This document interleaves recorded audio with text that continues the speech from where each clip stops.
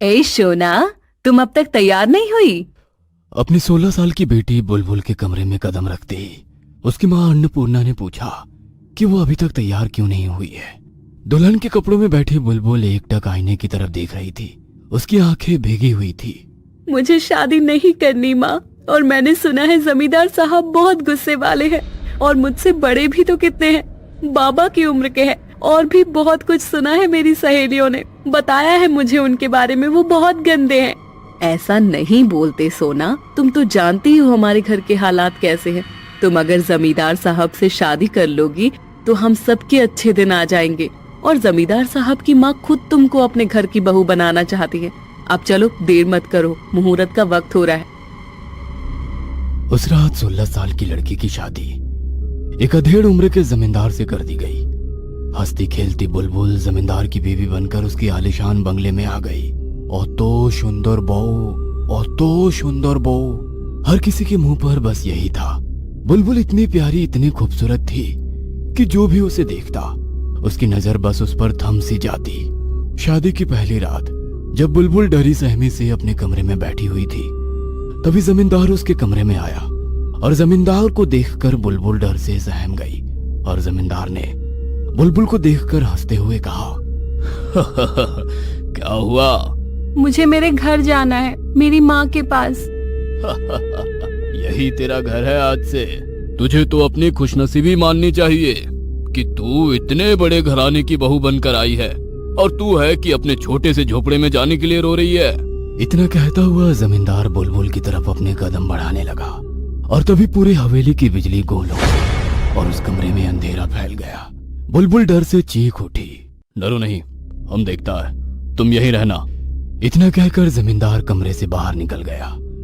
जमींदार के जाते ही बुलबुल ने राहत की सांस ली।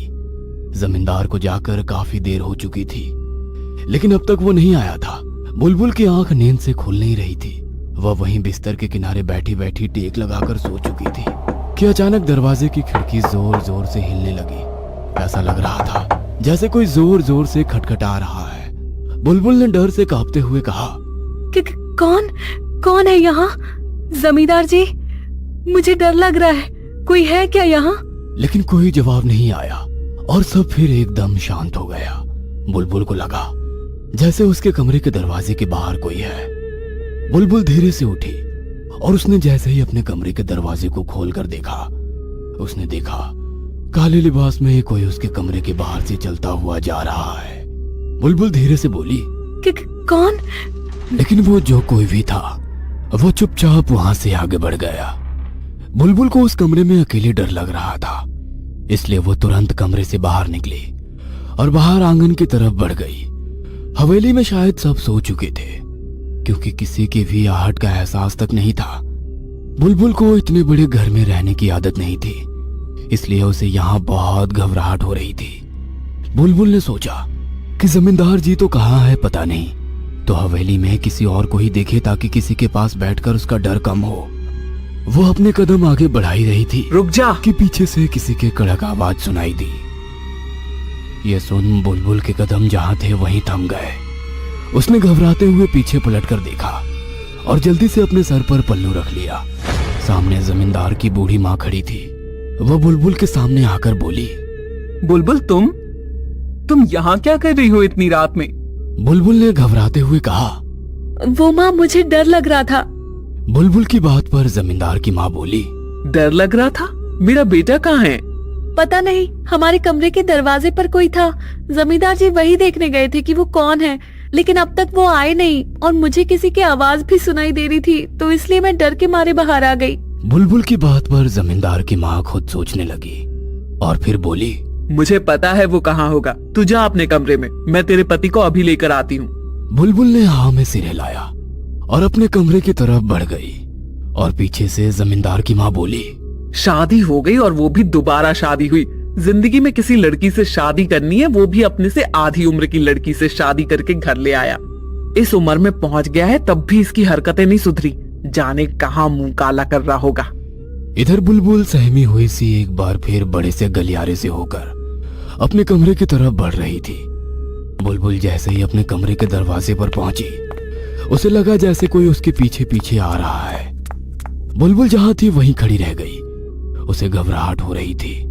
वह डर के मारे पीछे नहीं पलट पा रही थी, लेकिन उसे अपनी गर्दन पर किसी के सांसों की गर्मी महसूस हो रही थी। बुलबुल ने अपनी मुट्ठी को बंद किया और एकदम से पीछे पलटी, लेकिन हैरानी की बात थी कि उसके पीछे कोई नहीं था।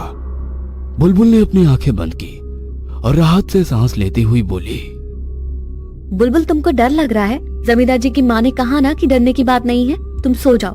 तुमको इतना बड़ा घर की आदत नहीं है ना, इसलिए तुमको ऐसा लग रहा है। खुद को तसल्ली देने के बाद बुलबुल ने जैसे ही कमरे का दरवाजा खोला, वह भीतर जाने को हुई कि उसे पायल की छन छन महसूस हुई।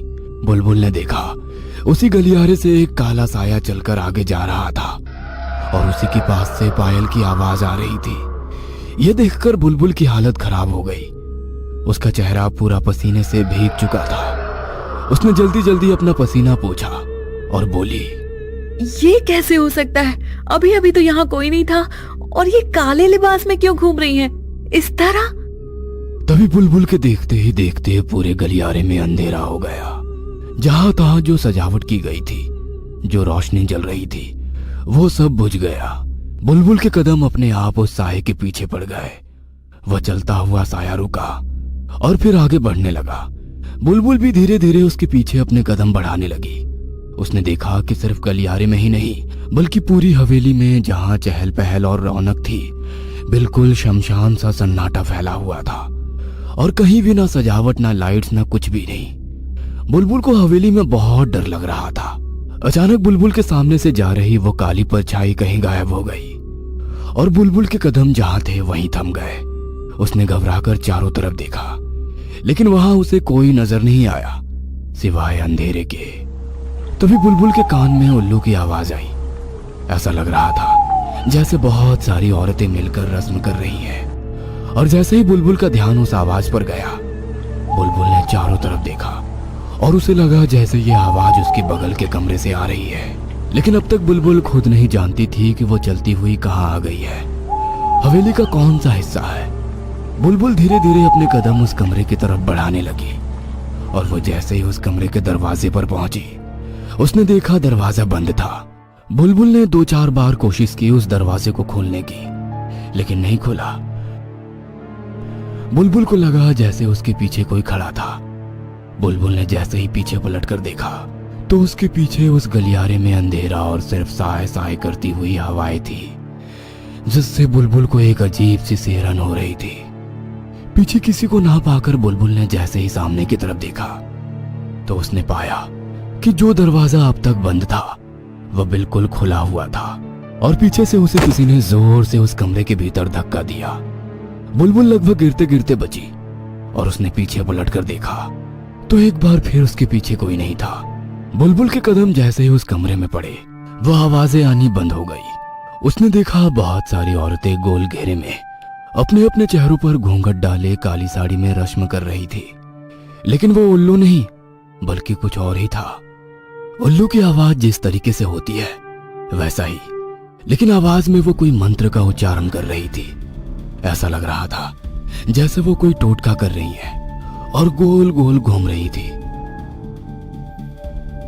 ये सब बुलबुल को बहुत अजीब लगा। उसने कांपते हुए पूछा, कौन है आप लोग, और ये इस तरह से ये सब क्यों कर रहे हैं, वो भी काली साड़ी में? आज तो शुभ मौका है ना, तो ये काली साड़ी क्यों, और हवेली के बाकी लोग कहाँ हैं? बुलबुल के सवाल पूछते ही वो औरतें एक तरफ हो गईं और बुलबुल ने देखा जमीन पर उसके पति का शरीर पड़ी हुई है और वो औरतें उसी के इर्द गिर्द ये उल्लू की रस्म कर रही हैं। ये देखकर बुलबुल जोर से चीख पड़ी और वहीं दीवार के पास दम से बैठ गई और अपना चेहरा अपने घुटनों में छिपा लिया। बुलबुल का पूरा शरीर कांप रहा था। वो सुबक सुबक कर रो रही थी। माँ, मुझे डर लग रहा है, मुझे यहाँ से ले चलो, मुझे घर जाना है। बुलबुल यही चीज बार बार दोहरा रही थी और रो रही थी और बुलबुल की तरफ अपने कदम बढ़ाने लगी। और अब तक जो जमींदार को घेरे खड़ी थी वह बुलबुल को घेर कर खड़ी हो गई।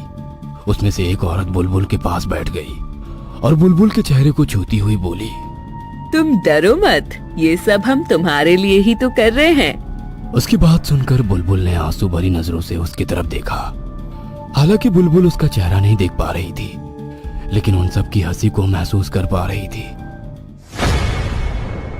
आखिर क्या हो रहा था बुलबुल की शादी की पहली रात, और कौन थी ये औरतें, और क्यों कर रही थी यह सब कुछ, और ये सब कुछ बुलबुल के लिए कर रही हैं। इस बात से क्या मतलब था उनका, आखिर क्या मकसद था जमींदार को मारने के पीछे का उन औरतों का, और क्या वो बुलबुल को भी मार देंगी? जानने के लिए देखिए बुलबुल पार्ट 2। दोस्तों, ऐसी ही दिल दहला देने वाली वीडियोस के लिए हमारे YouTube चैनल रोमन चक्कानिया को सब्सक्राइब करें, साथ ही बेल आइकन दबाना ना भूलें।